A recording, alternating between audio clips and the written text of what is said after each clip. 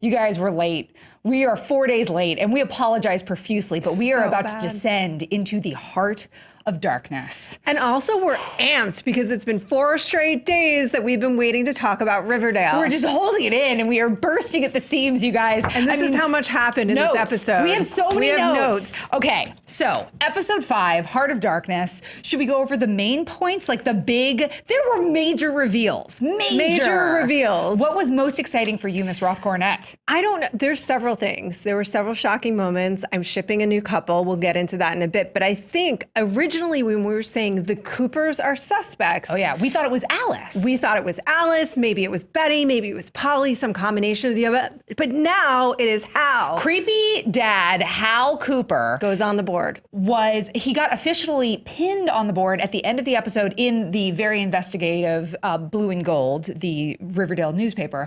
But he was so creepy and so weird, and not only revealed the fact that like he's got this deep hatred for what was going on with the Blossoms, but also there is a family feud. Yeah, they not have like the Steve Harvey kind. They have like a Hatfield and McCoy's thing going on here from years back, and Betty somehow has no idea about this, which you would think kind of in a town that small, people would know. There's a lot of things that it. Betty doesn't know about, though. Apparently, she didn't know that her sister tried to kill herself. She didn't know that her sister was in an institution. She doesn't know where her sister is. And more importantly, this I think was maybe the biggest reveal of the whole thing. She didn't know that her sister was engaged to Jason Blossom. Which also, if we remember the maybe kind of fugue state that Betty went into a couple of weeks ago. Oh yeah, when we really don't know what Betty knows and what she doesn't know, because she may know things that she doesn't know she knows. That's so true. Now, when that fugue state happened, they were talking about something called a sticky maple.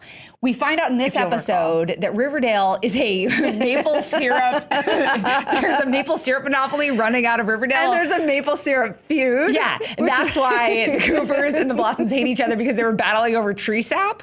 I don't know, I love it. But let's go into some of the crazy. It starts out with a dream sequence. Cheryl Blossom dreaming about the funeral of her brother Jason, where there is so much weirdness. Yes. And basically he wakes up and he's a zombie. And it's only slightly more weird than the actual Blossom family, which is so horrifically creepy. So creepy. And we get that first moment where she sits up from the nightmare. Where is she? In her brother's bed. Yeah. Which her mother, who is such a kook, is standing outside at the door going, "What have I told you about sleeping in his room?" I get it. But it always feels so weirdly sexual with that family. It always feels like there's some kind of incest happening. I know that you guys are going to get mad at this and that people don't like it and that we don't want to think that there's incest happening with this family, but it always feels so close to that. And then we see it again later when she just is slowly with Archie. She went full. You look so much like my son.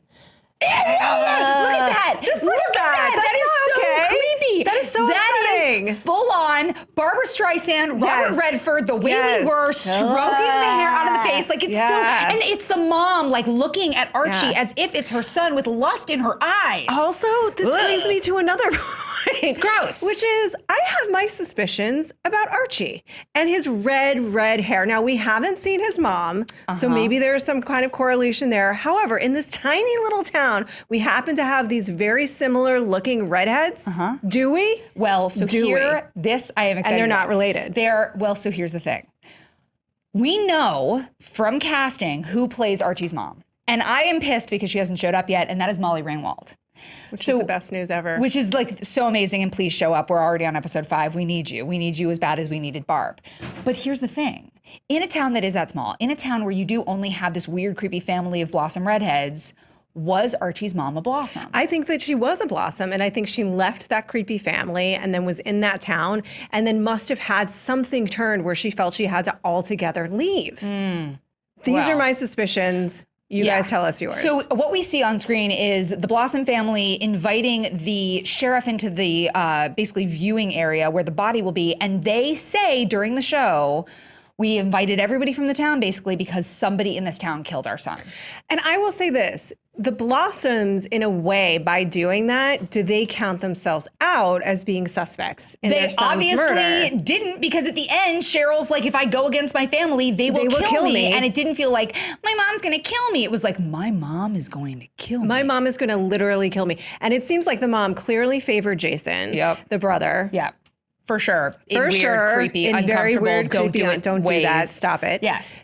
And that Cheryl is riddled with guilt about her brother. Now, obviously they were very close and her brother was very protective of her, and she was the one that helped him to run away. We assume, and we'll get into this, maybe to meet up with Polly at this point is what we're maybe thinking, or he was running away from the drug dealing people that he was dealing with, these nefarious business. Okay, so we also have, we're gonna get away from the Blossoms for just a second. Why is she so riddled with guilt? Well, we don't know, but that's why I love the show. Okay, we also had a moment we will call the box of snakes. We sadly did not get any Skeet Ulrich this episode, but we did have Hermione Lodge working at Pop's Diner, scraping down a grill, and she gets a message from the Southside Serpents, a box which has a rattlesnake in it. Yes. Which is so creepy. The Southside Serpents there, who obviously are part of like a money land grab thing going on, but... And we still don't know why the land is so valuable. Let's assume there's really nice trees filled with maple sap. syrup. Yeah.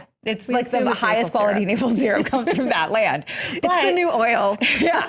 But instead of calling the police, she calls Fred, Luke Perry. Who, okay, couple of things. I want to talk to everyone on the show about safety measures.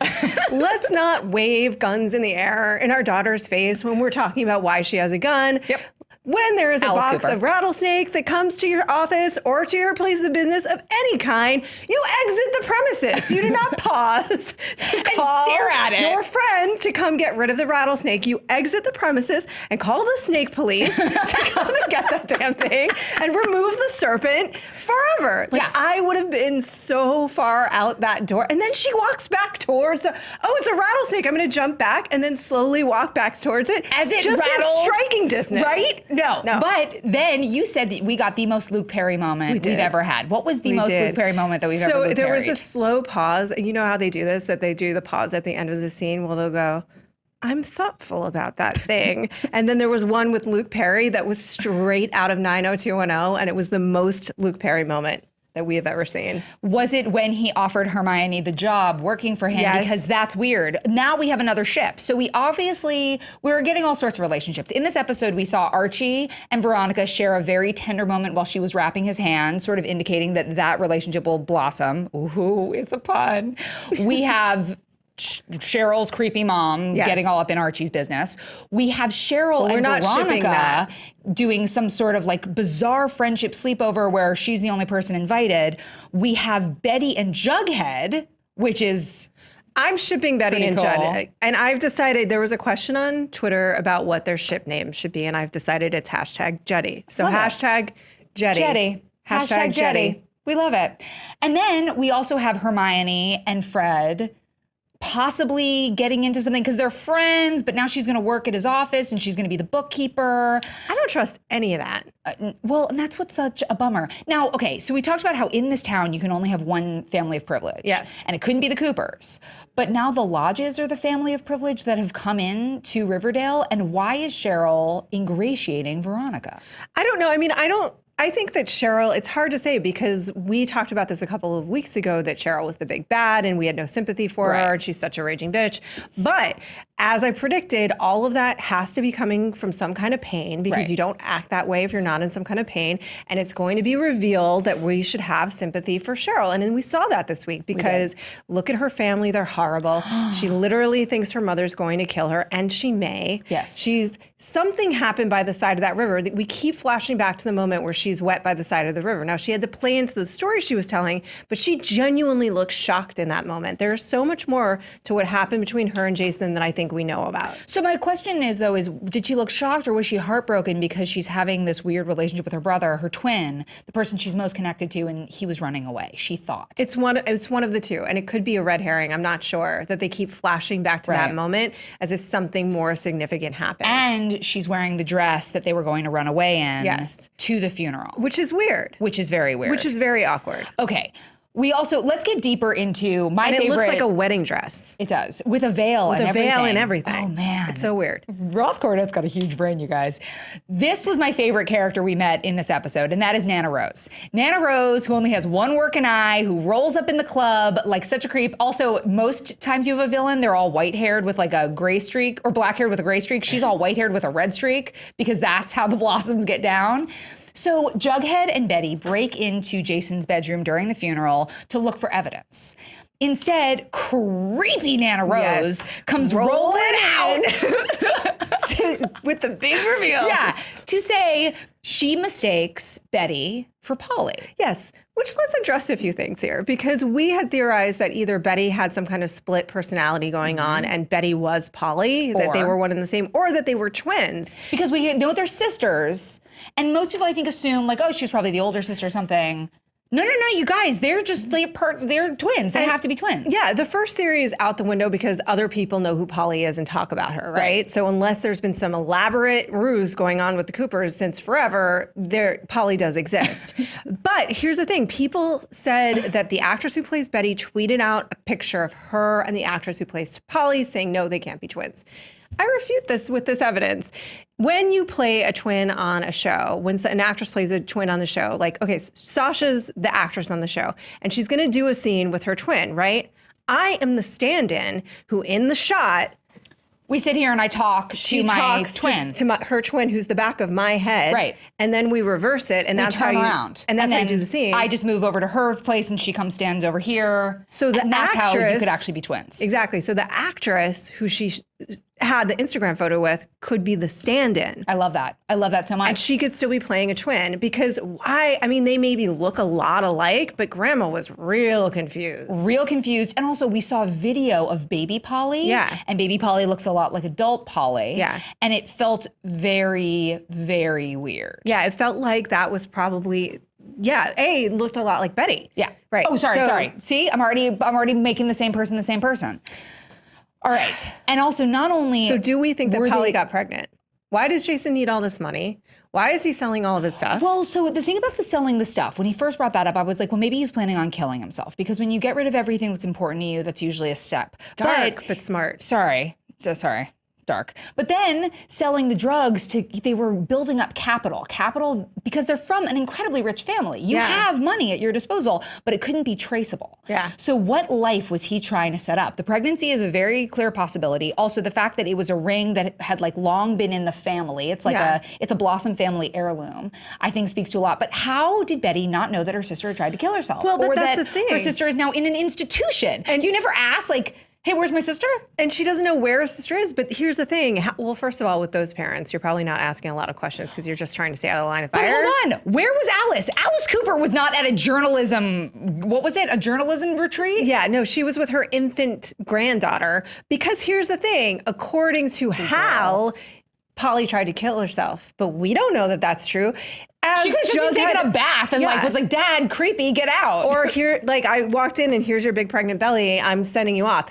Because I shipped that as Jughead said, if the Coopers are lying about one thing, they're probably lying about more than that. Yes. So what are they lying about?